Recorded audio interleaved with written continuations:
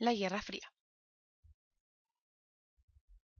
A pesar que durante la Segunda Guerra Mundial se dieron instancias de cooperación entre Estados Unidos y la Unión Soviética, que fueron los principales vencedores de esta guerra, las diferencias ideológicas entre ambos eran tan fuertes y evidentes que al acabarse la guerra también se terminó la cercanía y la unión entre ellos dos.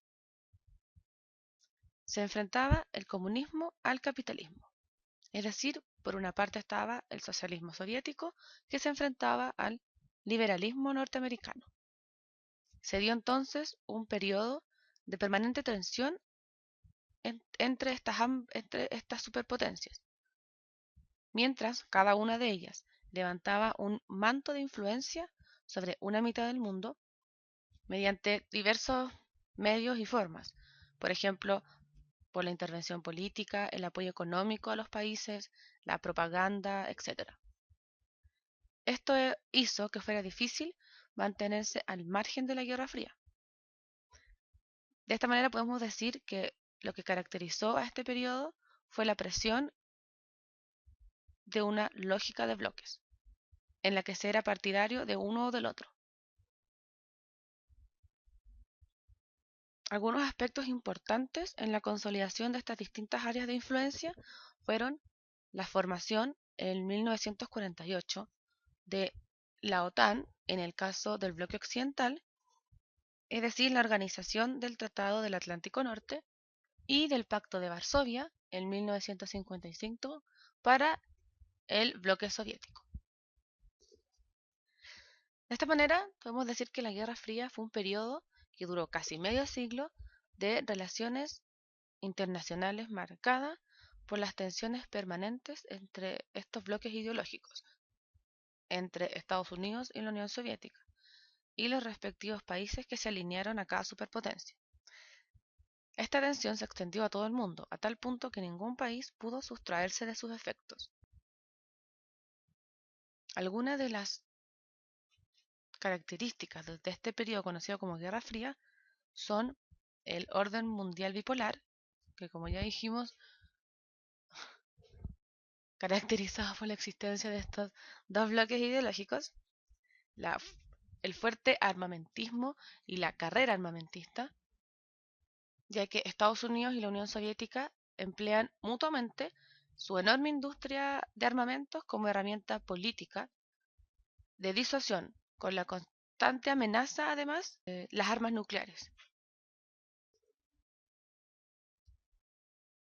Casi siempre parecía pronto a estallar una tercera guerra mundial, y por eso a este periodo se le pone el nombre de Guerra Fría, ya que nunca se llevó a cabo un enfrentamiento directo entre ambas potencias a nivel mundial y generalizado, sino que más bien este periodo se caracterizó por conflictos localizados. Algunas de estas crisis se dieron en países como Alemania, en Cuba con la crisis de los misiles, la guerra en Vietnam, la guerra en Corea, entre otros.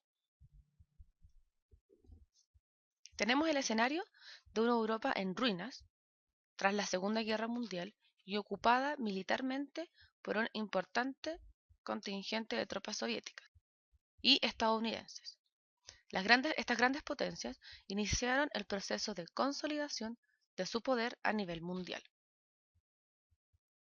Tenemos que por una parte, como consecuencia de la Segunda Guerra Mundial, la parte oriental de Europa había quedado bajo la ocupación de fuerzas soviéticas, las cuales habían ayudado a la liberación de estos territorios del nazismo,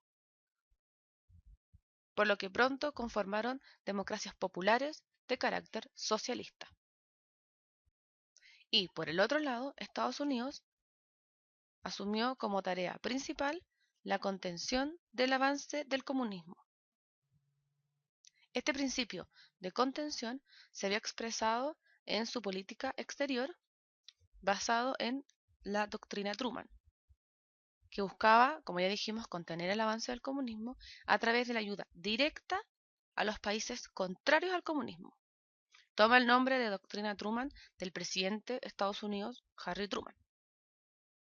Y esta doctrina se complementó con un programa de ayuda económica a los estados de Europa Occidental conocido como el Plan Marshall, que consiste en otorgar préstamos a bajo interés a estos países que quedaron devastados tras la Segunda Guerra Mundial. Al mismo tiempo, se estableció un nuevo orden financiero internacional a través de la creación del Fondo Monetario Internacional y del Banco Mundial, ambos orientados a asegurar las políticas librecambistas en los países del bloque de Estados Unidos, para fomentar así de esta manera Estados Unidos su ideología de libre mercado.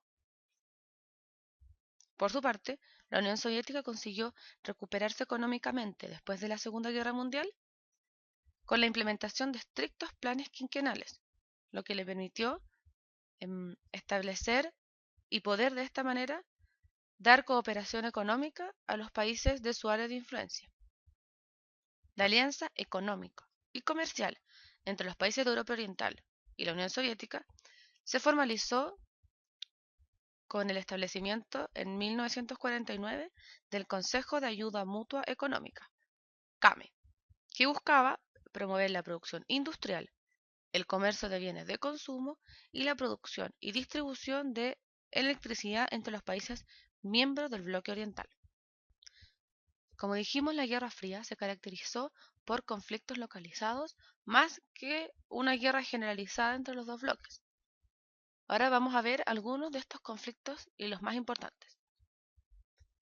El primero, en Alemania, que según los acuerdos de 1945 quedaba dividida en zonas de ocupación a cargo de las distintas potencias triunfadoras después de la Segunda Guerra Mundial. La ciudad de Berlín, que estaba ubicada dentro del área soviética, fue a su vez dividida en las mismas 4 zonas de influencia: una de Francia, una de Inglaterra, una de Estados Unidos y otra del bloque soviético.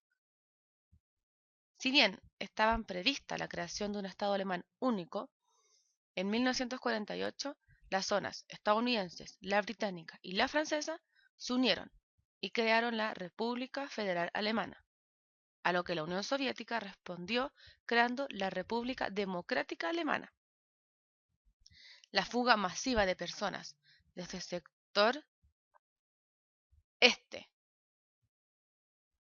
es decir, de la zona de influencia de la Unión Soviética, hacia la Europa occidental, llevó a las autoridades comunistas a construir un muro, en 1961, el famoso Muro de Berlín, que se mantendría hasta el año de 1989. Luego tenemos el conflicto en Corea.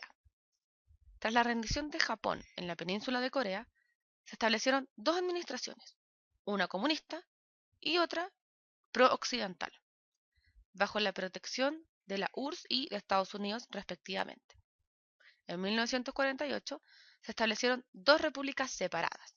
Una era la República de Corea del Sur, con presencia estadounidense, y la otra, la República Popular de Corea, en el norte, con el apoyo de la Unión Soviética. En 1950, los norcoreanos, es decir, la parte comunista de Corea, iniciaron la unificación del territorio con una invasión militar a la sección sur. El conflicto, que incluyó más encima la amenaza nuclear, se resolvió manteniendo las dos repúblicas separadas que existen hasta el día de hoy. Luego tenemos también el conflicto en Vietnam, que tras su independencia de Francia quedó dividida en dos estados. Por una parte, la República Popular de Vietnam, que era comunista, y Vietnam del Sur, cuyo régimen autoritario procuraba detener el avance comunista, y por esta razón contaba con el apoyo de Estados Unidos. A partir de 1964, la intervención estadounidense se hizo más evidente, ya que enviaban grandes contingentes militares. Sin embargo, con esto no logró detener la victoria de las tropas norvietnamitas, es decir, del Vietnam comunista. Por el contrario, provocó protestas en Estados Unidos y en el mundo por el uso de tácticas de bombardeo masivo y armas químicas sobre objetivos civiles y militares. Y uno de los conflictos que más marcó la Guerra Fría fue el en Cuba. En 1959, la Revolución cubana había desembocado en un gobierno comunista que despertó la hostilidad de Estados Unidos. Esta hostilidad se expresó en el bloqueo económico que Estados Unidos impuso a Cuba y el apoyo que dio a los disidentes de este país. En 1962 se produjo el acontecimiento de mayor tensión de la Guerra Fría, cuando la Unión Soviética decidió instalar rampas de lanzamisiles en Cuba que apuntaban hacia Estados Unidos. La crisis de los misiles finalmente se resolvió por medios diplomáticos, pero las tensiones fueron extremadamente altas y se dice que fue el punto álgido donde el conflicto estuvo a punto de estallar entre las ambas potencias. Ahora bien, ¿cuándo terminó la Guerra Fría? No es fácil decirlo con exactitud, pues podrían fijarse distintos hechos que marcaran su fin. Por ejemplo, algunos simbólicamente dan fin a la Guerra Fría con la caída del muro de Berlín en 1989, o con la reunificación alemana en 1990, o también con la desaparición y desintegración de la Unión de Repúblicas Socialistas Soviéticas en 1991. ¿Desde cuándo vuelve a hablarse de Rusia y de los distintos países que se separaron de la Unión Soviética? Principalmente se habla de que el fin de la Guerra Fría fue con la desintegración de la Unión de Repúblicas Socialistas Soviéticas, ya que de esta manera uno de los principales protagonistas de la Guerra Fría se desintegraba y perdía poder.